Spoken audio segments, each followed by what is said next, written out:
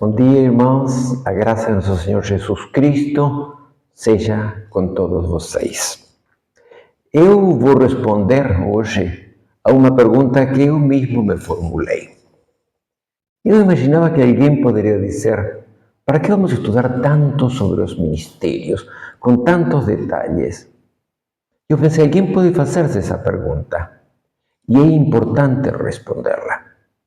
O papel dos ministérios, tal como Deus lo explica en Efesios capítulo 4, entre los versículos 11 y 13, es que entre apóstolos, profetas, evangelistas, pastores y mestres debemos edificar o corpo de Cristo y ayudar a edificación de cada irmão en particular. ¿Por qué? Porque cada irmão en particular tiene un llamado. O sea, eu fui chamado por Deus para ser feliz, para herdar a vida eterna e aqui na terra para fazer uma função específica, que é essa função que somente João pode cumprir. Você, com teu nome, Deus te criou para ser feliz, para dar a vida eterna, para ser uma bênção e para cumprir uma função específica que somente você pode cumprir. E na verdade é que as Escrituras estão llenas de advertências sobre os perigos que nós enfrentamos nesta caminhada. Então, depois de fazer um breve apanhado aqui bíblico dos perigos que podemos enfrentar, vamos entender claramente por que é importante que conheçamos quais são os ministérios, quais são os dons que estão presentes em cada ministério, qual é a função de cada um e como podemos identificar verdadeiramente nesses tempos do fim quem verdadeiramente é quem e quem não é. Isto não é um tratado sobre heresias, porque não vou fazer menções em particular, mas vou fazer umas citações bíblicas. Por exemplo, me chamou muito a atenção que quando o Senhor envia 7 cartas as 7 igrejas no início do Apocalipse, 4 dessas igrejas são advertidas, ou sobre as 4 igrejas se fala nas heresias existentes ou que foram combatidas. Felizmente nenhuma foi combatida, nas outras 3 permaneciam as heresias. Essas 7 igrejas, há muitas interpretações sobre elas, mas na verdade, se você lê detenidamente, você vai ver que também essas 7 igrejas existem hoje.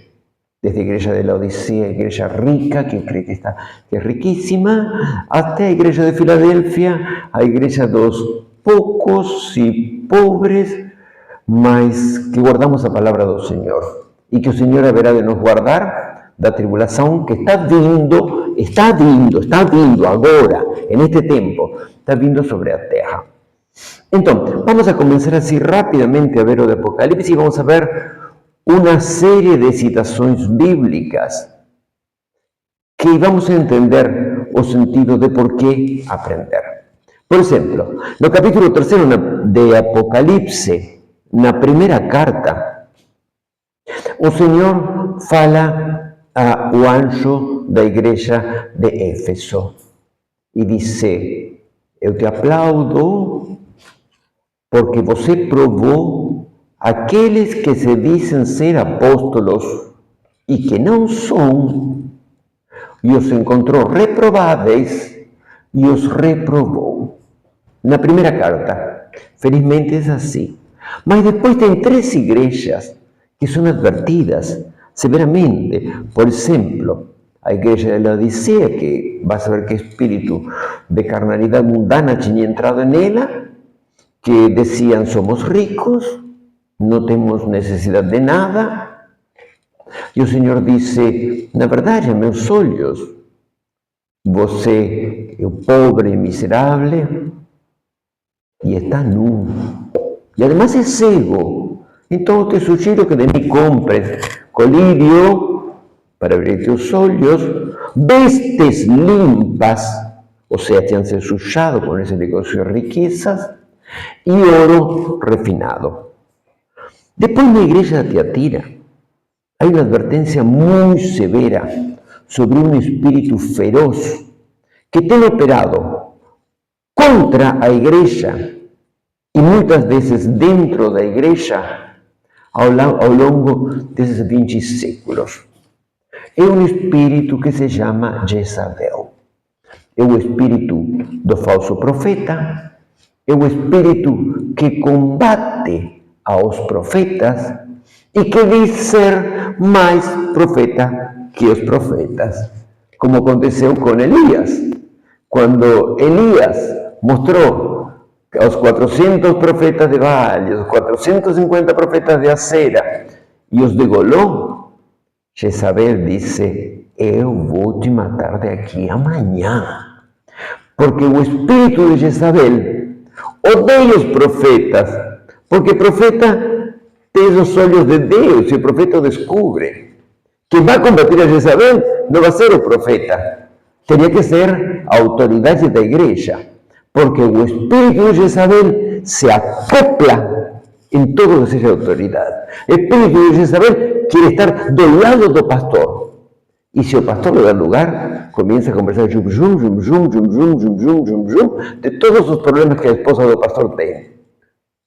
Então ela é melhor. Ela aparece no círculo de oração e ela ora e passa horas de joelho, tem calo.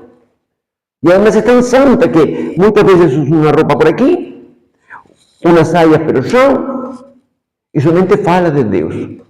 Mas é um espírito que entra dentro da igreja. E precisamos aprender sobre isso. Na igreja de Pérgamo estava os que tinham a doutrina de Balaão. Sabe quem era Balaão? Aquele homem que foi chamado por Balaque para amaldiçoar o povo de Deus. E como não conseguiu amaldiçoar o povo de Deus, e queria o dinheiro que Balaque lhe oferecia, disse: sabe o que podemos fazer? Vamos mandar as mulheres medianitas, que são bonitas, e vamos a seduzi-los com essas mulheres. Essas mulheres vão intimar com eles, e depois vão trazer os cultos delas, dos deuses pagãos. Então Deus vai se irritar com Israel. Ou seja, colocava tropeços no caminho do povo de Deus. Veja que bênção.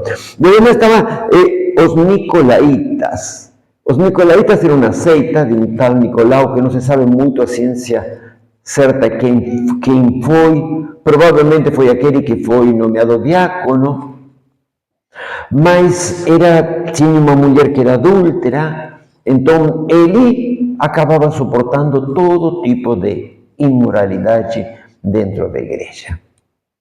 Então o Senhor os repreende aos anjos em relação a essas 3 igrejas. Mas não é somente aí. Ao longo de todo o Novo Testamento encontramos as advertências.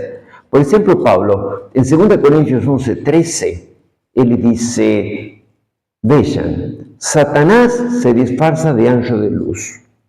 Então, quanto mais sus representantes se vestirán de blanco y se presentarán como apóstolos do Senhor. Mas você vai identificá-los porque você vai estudar quais são os dons que tem um apóstolo. Então você não vai ter como se confundir com os que são e os que não são, porque parece que estão brotando da terra os apóstolos ultimamente. Pedro, na segunda carta, falando desses dias, dos últimos dias, disse: aparecerán falsos profetas y falsos mestres que introducirán heresías destruidoras. O que é uma heresia? Uma heresia é uma falsa doutrina, mas estas não haverán de ser simplesmente falsas doutrinas, sino que haverán de ser falsas doutrinas destruidoras, que destruirán a igreja e destruirán, de ser possível, o caminho de muitos que estão dirigindo-se ao Senhor. Eu acredito que o santo, salvo, aquele que recebeu o Espírito de Deus, não é tão fácil de ser enganado, mas aqueles que estão no caminho, que entraram na igreja porque têm um desejo, correm grave risco.